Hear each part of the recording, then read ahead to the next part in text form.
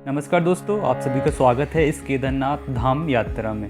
हमने अपनी यात्रा की शुरुआत करी है दिल्ली से और केदारनाथ धाम तक का जो रास्ता है वो बहुत ही सुंदर रास्ता है। तो हमने जितने भी सुंदर रास्ते हमने सारे कैप्चर करे हैं।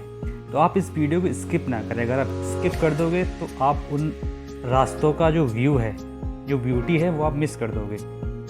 ये हरिद्वार की हर की पौड़ी है। हम हरिद्वार क्रॉस कर रहे हैं। हम रुके ही नहीं यहाँ पे, बिना रुके चल रहे हैं। हमने अपनी यात्रा को स्टार्ट किया सुबह 10 बजे।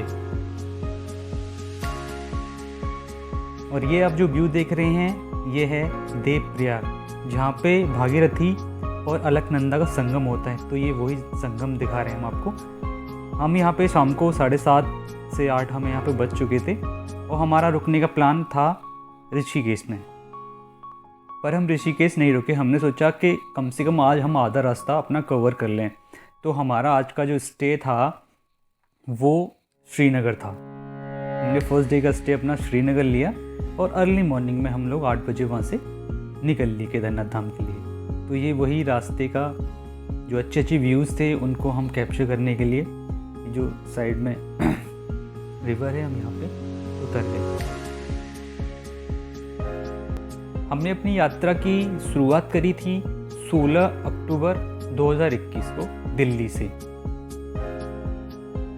ये कोविड का टाइम है और हम अभी 3-4 डेज़ बैक में हमारे कुछ फ्रेंड्स गए थे वहाँ पे। तो उन्होंने हमें बताया कि वहाँ पे अगर आप जा रहे हो तो आपको दोनों जो कोविड की वैक्सीन है वो दोनों लगी हुई होनी चाहिए और दूसरी वैक्सीन को 15 दिन हो जाने चाहिए लगे हुए। तो आपको कोविड नेगेटिव की जो रिपोर्ट है वो ले जाना ज़रूरी नहीं है। तो हम लोगों को दोनों वैक्सीन लग चुकी हैं और हमें दूसरी वैक्सीन को भी 20 या 22 दिन हो चुके हैं आज।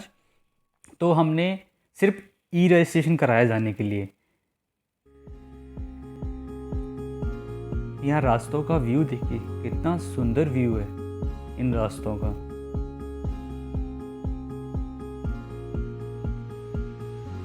हमने काफ़ी जगह अपनी गाड़ी को स्टॉप कर कर के हम आगे बढ़े हैं।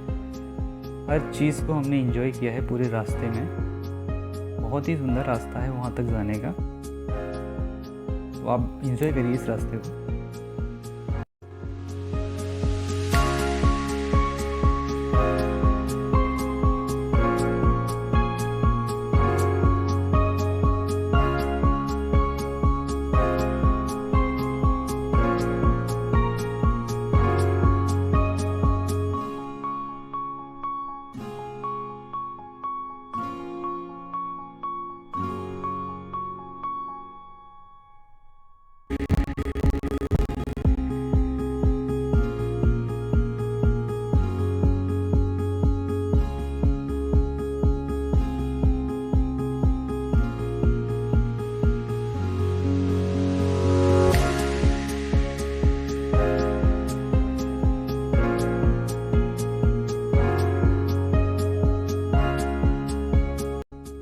अब हम सोनप्रयाग पहुंच चुके हैं और यह हमारा जो रजिस्ट्रेशन है और जो कोविड वैक्सीन के जो सर्टिफिकेट हैं दोनों, वो यहाँ पे चेक होंगे। तो ये उसी की लाइन लगी हुई है।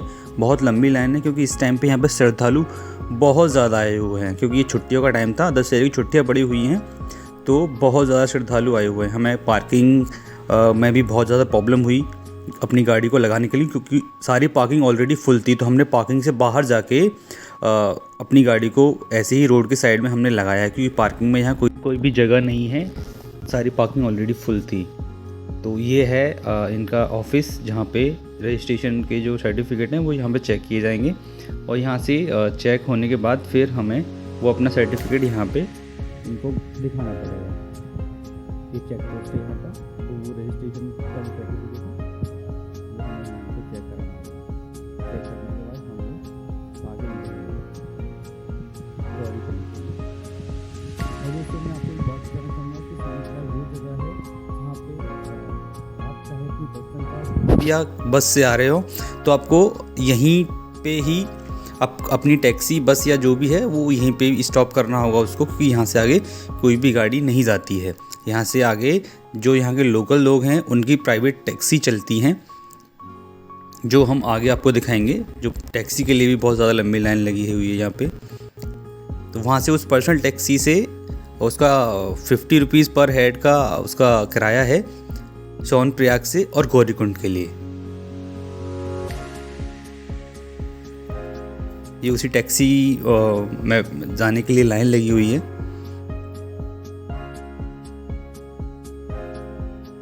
ये देखिए आप पुल पे और वहाँ तक पूरा लाइन है टैक्सी का। तो ये वो टैक्सियाँ हैं जो यहाँ से सोनप्रयाग से और गौरीकुंड आपको ले जाएंगी। अब भीड़ देखने कितनी भीड़ है, बहुत ज़्यादा भीड़ है, गाड़ियाँ कम पड़ चुकी हैं यहाँ पे क्योंकि बहुत ही ज़्यादा श्रद्धालु इस टाइम पे यहाँ पहुँच चुके थे। हम भी जैसे तैसे करके गाड़ी लेके हम लोग ये पहुँच गए हैं अब गौरीकुंड, ये गौरीकुंड है। यहाँ से आप देखिए बोर्ड जो लगा हुआ है केदारखंड फूड ट्रैक है यहाँ से 16 किलोमीटर का। तो यहाँ से ट्रैक स्टार्ट होता है हमारा, गौरीकुंड का ये स्टार्टिंग पॉइंट है, यहीं से हमारा फूड ट्रैक अब स्टार्ट होगा 16 किलोमीटर का।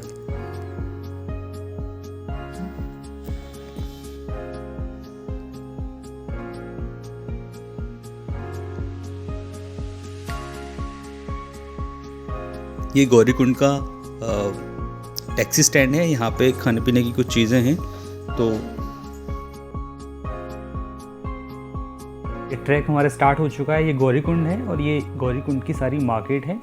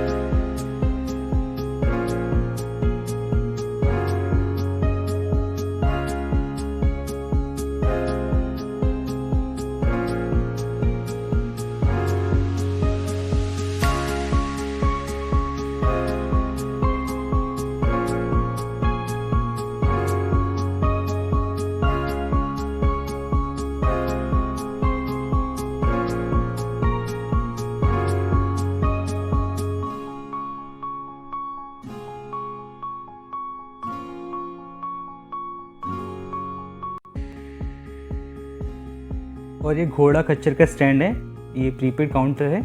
आप यहाँ से टिकट लेके घोड़ा और खच्चर आप कर सकते हैं। गवर्नमेंट्स के यहाँ पे पूरा रेट लिस्ट लगा हुआ है घोड़ा खच्चर का वन साइड से जाने का कितना है। तो वन साइड से 1600 रुपये है एक खच्चर का।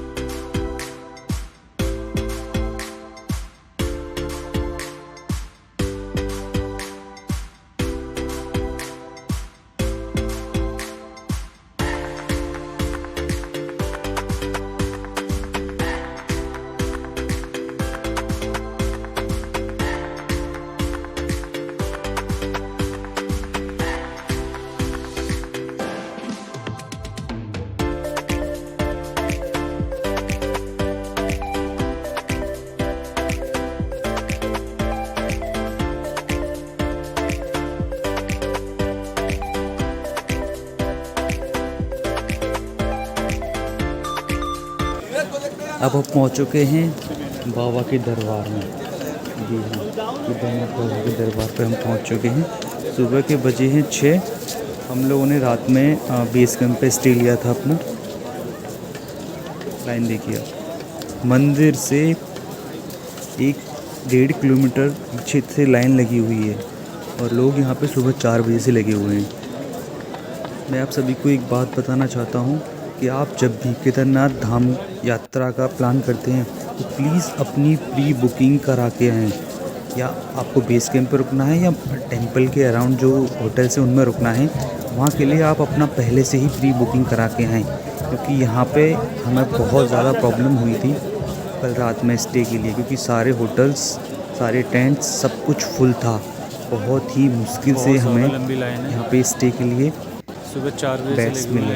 इसलिए मैं आपको बताना चाह रहा हूँ कि आप जब भी कभी भी आएँ यहाँ पे अपना प्री बुकिंग करा के आएँ, तभी यहाँ पे आएँ, क्योंकि पता नहीं चलता है यहाँ पे कि कितने श्रद्धालु कब पहुँच जाएँ।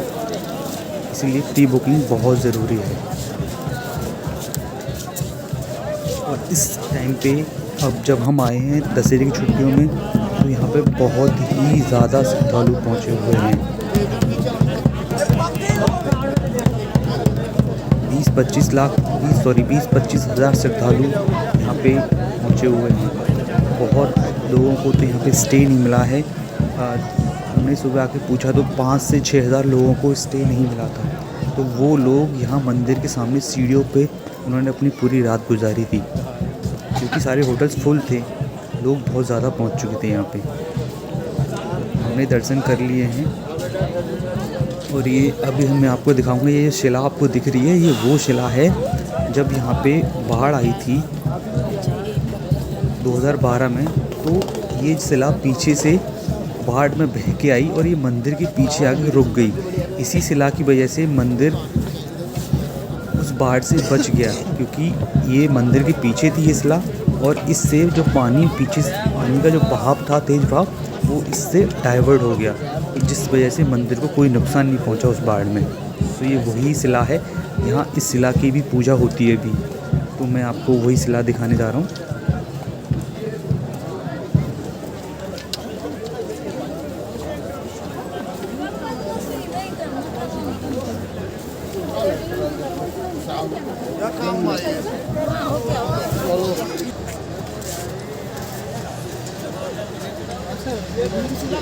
ये बैक साइड एरिया है, यहीं से वो बाढ़ आई थी पीछे से, इन पहाड़ों से पीछे से। ये शिला पहाड़ में बह के इस मंदिर के पीछे आके रुक गई यहाँ पे। इसकी वजह से ये मंदिर बच गया उस बाढ़ में।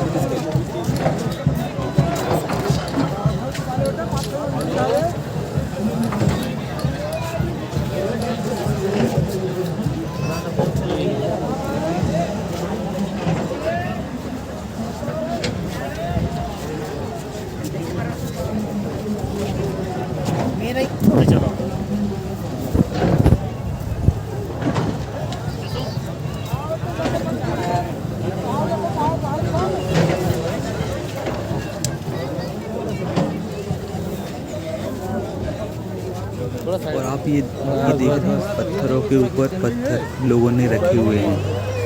यहाँ पर मान्यता है कि जितने पत्थर आप एक पत्थर के ऊपर जितने पत्थर आप रखोगे उतना ही बड़ा आपका घर बनेगा। तो ये लोग अपना अपना घर यहाँ पे बना के जाते हैं, केदारनाथ बाबा से मांगते हैं कि हमने इतने घर फ्लोर बनाए हैं, मतलब पर पत्थर का फ्लोर होता है, तो उतना बड़ा हमारा घर बना। तो ये मैं आपको मंदिर का जो स्ट्रक्चर है वो दिखा रहा हूँ। बाढ़ में मंदिर को कितना नुकसान हुआ था, तो ये आप देखिए बाढ़ के टाइम पे मंदिर के जो पत्थर हैं ये बहुत पुराने पत्थर, सदियों पुराने पत्थर हैं।